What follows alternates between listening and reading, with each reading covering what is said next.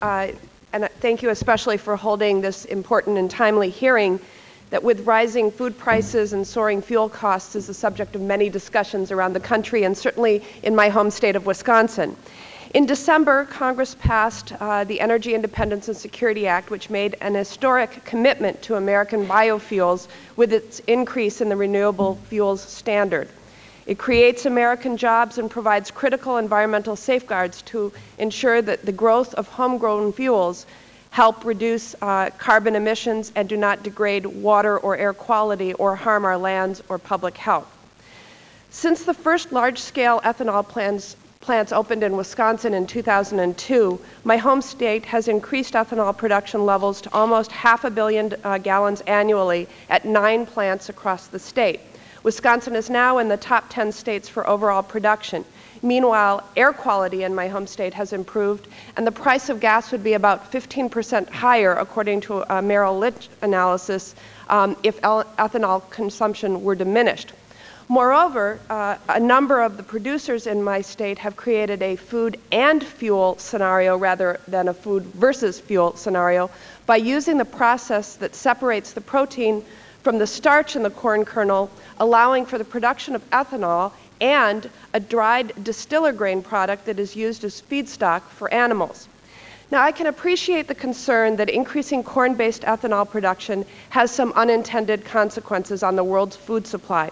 However, the issue cannot be examined in a vacuum. In fact, according to one study, the cost of corn used to produce food is on average about 3.2% of the total typical consumer's grocery bill. That means that 96.8% of the remaining cost of food depends on other factors, other food input, food marketing, processing, packaging, transportation to market.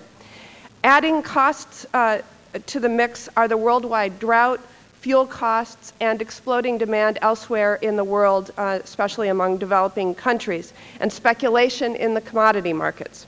And given the state of our flailing economy here in the U.S., it is simply foolish to only examine one of these factors or make drastic decisions to undo a carefully crafted policy that we just enacted 5 months ago. Certainly, though, ethanol is not the only answer, but it should be a part of a multifaceted approach as we move forward.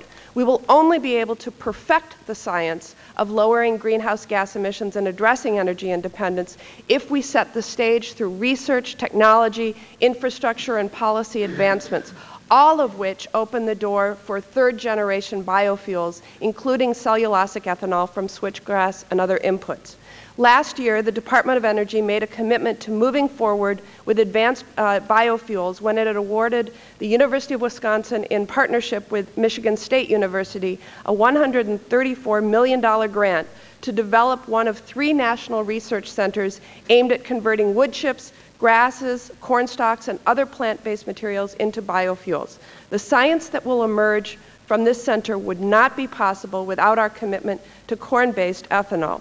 Mr. Chairman, I hope that today's hearing will shed light on this issue. We must examine the warning signs that are out there, but we certainly will not be able to address our country's growing energy needs if we're to run away from this challenge. Thank you, Mr. Chairman.